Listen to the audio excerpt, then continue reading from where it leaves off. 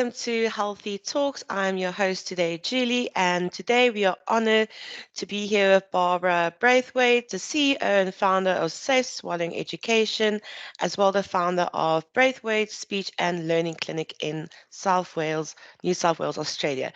Hi, Barbara. Thank you so much for coming on to our show. Thanks for the invitation, Julie. I do love talking about speech pathology. It's my absolute passion. Yes, and in our previous discussion, it was very interesting to hear all the ins and outs of it and how you came about of it. So let's start. Tell me about your background. You mentioned that you did accountancy and then you moved over to speech pathology. Actually, I didn't do accountancy. I went to see a career guidance officer towards the end of my high school years, just to get a bit of an idea, I guess, of career options. And I told him that I really loved maths, that I love children, working with people. And so we discussed sort of accountancy. But then really he told me about speech pathology, which I had never heard of. I didn't have a clue what it was about. But as soon as he started talking about it, I thought, that is absolutely me. That would be a perfect career for me. And you know, as they say, the rest is history. It absolutely is. That's great. And can you tell us more about the Safe Swallowing course that you offer and the speech and learning clinic? Yes, I started my private practice, the Braithwaite Speech and Learning Clinic, back in the 80s, a long time ago. I worked for 5 years for Department of Health with a mixed caseload, adults and children, all sorts of difficulties, which I loved. And I really felt that gave me the basis to be able to go into private practice. So I set up my private practice after our first daughter was born. And a bit unusual, having a mixed practice, so both children and adults. Often people specialise. And so in that practice, as well as seeing children, we visited aged care facilities and disability homes to assess people's swallowing abilities. And the education really grew from that because often carers, in those days, didn't have the background information, the education that they do now. So as well as performing swallowing assessments with the elderly and with those who have a disability, we also educated the nursing staff and the caring staff in safe swallowing, initially starting with face-to-face education for them, and then realising that you just can't capture everyone in face-to-face because they're on different shifts and they're away or they're sick or whatever. So then I converted it to a DVD education package, and then to the online one, which is the one that I currently have. That's amazing. It's a great transition from seeing how you've grown with the times and going from DVD to online. Yes, yes. And then with your diverse background in speech pathology across the different settings, what similarities do you find in addressing speech and swallowing issues across age groups and environments? I think the important thing when you're assessing or treating anyone is to have an understanding of the entire person. So we're not just looking at the client, we are looking at that client within their family unit, the other people who are involved. If you're working with a child, obviously the parent or carer is someone you need to work with very closely, need to inform them about the difficulty that their child might be having. The same in a family situation. If there's an elderly person or more of an adult with a disability, then again we need to look at that person within their family unit and be sure that the family is understanding why you're doing what you're doing, and then you'll have more compliance with the recommendations that you're making. Correct. And given your specialization in adults with swallowing problems, what, according to you, are the most common misconceptions people have about swallowing disorders, and how do you educate your clients about them? You said you have the online classes, but what do you think is your common misconceptions? Yeah, I think the most obvious one is that often carers and staff feel that a resident or a client, when they're eating, if they cough, I will often get the comment, "Oh, they always do that," and sort of a bit of a palming off of that difficulty. But coughing is one of the very significant signs of a swallowing problem. We all cough, which is the Mm. body's reflex to stop something going down the wrong way. It's not pleasant, but if you have difficulty swallowing and you're constantly coughing, it's a very significant sign that there's something not right with the swallowing mechanism. And it means that that food is heading towards the lungs rather than the stomach. So that's probably the comment that I have most frequently. If I go to an aged care facility, I'm in the dining room, I'm assessing one particular person, and then I hear someone else coughing. I make a comment to the staff there, and they just say, "Oh, they always cough when they eat," but it's a really Mm. significant sign of an issue. Yeah. And how do cultural factors influence meal preparation, swallowing patterns, particularly in your work with clients from diverse backgrounds? Yes, I mean, I think having an understanding of people's cultural background is just so vital. The swallowing mechanism is the same, worldwide, right from a baby swallowing right Mm. through to an adult swallowing. My mother-in-law is Chinese, and she was recently hospitalized. She's in her early Oh. 90s. And the hospital unfortunately didn't cater for anything other than a Western diet. And not that my mother-in-law is at all a difficult person. She's just the most accepting person in the world. She's wonderful. But she could not eat anything. It was just so unfamiliar to her and just not palatable. So I think having an understanding of each person's cultural background. She couldn't communicate with anyone because people didn't speak Chinese. So it was a very difficult experience for her. Of course, the family brought in food for her. Mm. So I think that's very, very important. Also, when you're working with children or someone with a disability in particular, many different cultures have a different concept of what a particular disability means. For a lot of cultures, it's an embarrassment to have someone who has a disability in your family. Yes. And so they want to kind of cover that up. Maybe they're not going to approach the supports that they could be getting because they want it all to be very hush hush, which is really to the detriment of the client as well as the family, because there is a huge amount of support out there for No, people with definitely. difficulties. Mm. And with the increasing diagnosis of autism in both children and adults, how do you tailor your speech pathology interventions to meet the unique needs of these individuals? I think that's a great question, and I think the statistic used to be 1 in 100 people have autism, but it's way more prevalent than that. Maybe we're getting better at diagnosing it. Maybe there are just more people who have autism. I think the important thing is to, again, you want to work within the family unit, have an understanding of what the client's needs are, and work within the family unit. You want to Mm. assess, when you're assessing the client, have a look at the skills that they do have, because it is a spectrum, autism spectrum.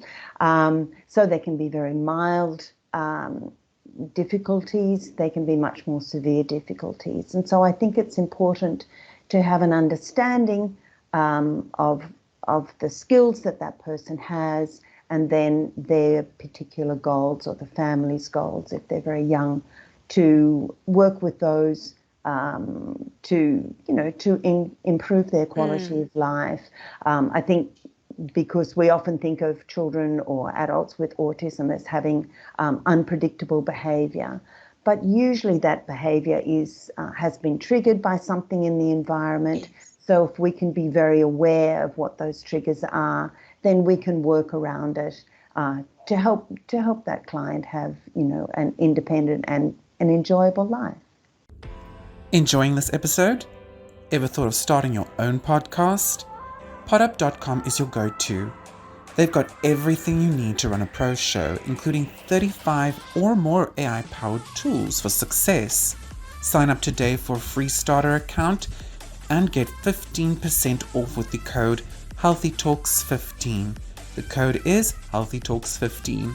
Plus, check out podallies.com for a done-for-you podcasting experience, complete with website, social media, and editing. Start now and let's launch your podcast together. No, definitely. And coming off of that, in your opinion, what are the key communication strategies that can improve the quality of life for individuals with speech difficulties, especially those with disabilities? What do you advise you have as us as healthcare professionals that can help with that? Yes, I think again that comes back to doing a very thorough assessment. Have a look at how the person is currently communicating, and then put in place strategies and working with the family, strategies to improve that communication. There's such a broad spectrum of levels of communication. With a person with a very significant disability, perhaps they're nonverbal, perhaps they have no way to verbally communicate with you.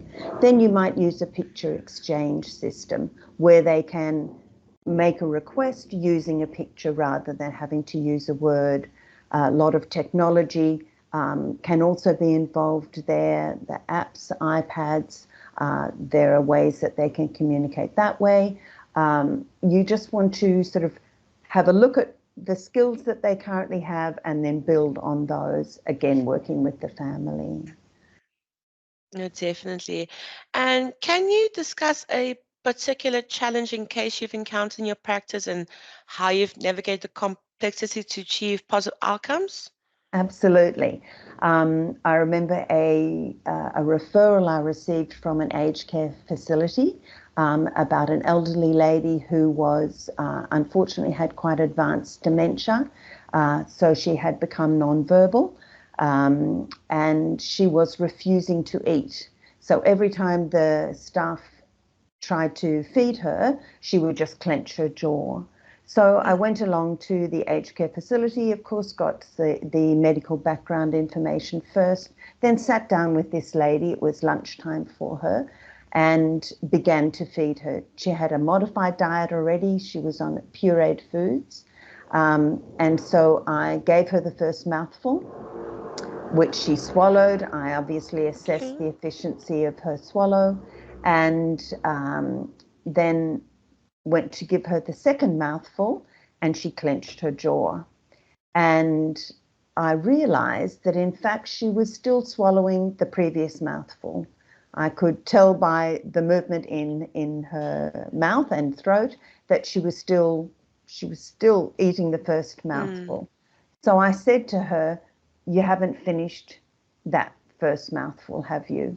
And she just looked at me with such relief on her face that someone understood that she wasn't being difficult, she wasn't refusing food, she wanted to eat, but that Yes. her swallow was so slow that we couldn't feed her as quickly as, one would like. So in fact, it took me 2 hours to feed her that meal, and to Oh, talk wow. to the staff just to help them understand that this lady Mm. wasn't refusing food. She had been losing weight. So they were worried about her, definitely. And so we put other things in place. Obviously, a staff member can't spend, 6 hours in a day feeding breakfast, lunch, and dinner if each one takes 2 hours. So we brought in a dietitian to give her high calorie, much more nutritious food, Yes. sorry, No much, problem. much, not condensed, but intense food, nutritious food, so that she could eat less, but still maintain the nutrition that she needed. No, definitely.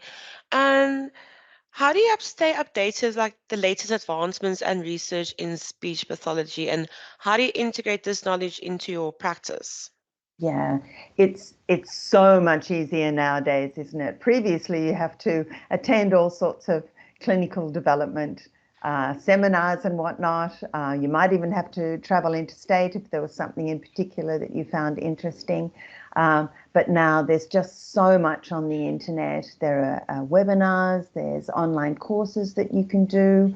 There are many wonderful people offering all sorts of education. I mean, such as yours, podcasts as well, which is just fantastic. It makes it so much easier. You can certainly, research. We have an association, Speech Pathology Australia, provides a lot of seminars and education. So, that is just ongoing, and I always make sure my staff join me in those clinical education seminars, so that they too have that knowledge. Very important. That's great. And what advice would you give to aspiring speech pathologists who are interested in specializing in areas such as swallowing disorders or working with specific populations like children or older adults? Yes, I think because speech pathology is just such a diverse career, you can work in a school, you can work in for the government, you can work in disability, aged care, you can work in the corporate area, pediatrics, learning difficulties, you name it, you can really cover it. So I think for a speech pathologist starting out, or someone who's thinking about doing speech pathology, work out what your passion is, because speech pathology is a career where you can work in any area. So just follow your passion. If you love children, then find a job with children. If you love learning difficulties, find a job where you can work with people with learning difficulties. You can even go into the justice system, because a lot of people in jail, unfortunately, don't have very high literacy skills. So I know speech pathologists who are working in the prison system. So it's, I think that's why it's such a fantastic career. You really can work anywhere. If you're keen to help people, speech pathology really is the place to go. Well, that's amazing. Barbara, thank you so much for your time. I know I've learned a lot more about speech pathology and swallowing disorders, and I hope our audience have too. And I really do hope that more people realize that just because someone's eating slow doesn't necessarily mean there's something wrong. It's just you just need the right communication around it. That's right. That's right. Yeah. That education, I think it always comes back to education. You don't know what you don't know. And so if you follow through with education, then you'd be surprised at what there Definitely. is to know. Thank you, Julie. I really appreciate it. Thanks, Barbara. I hope you have a great day. And for all our listeners out there, thank you so much for joining us today. And remember to like and subscribe for our next episode.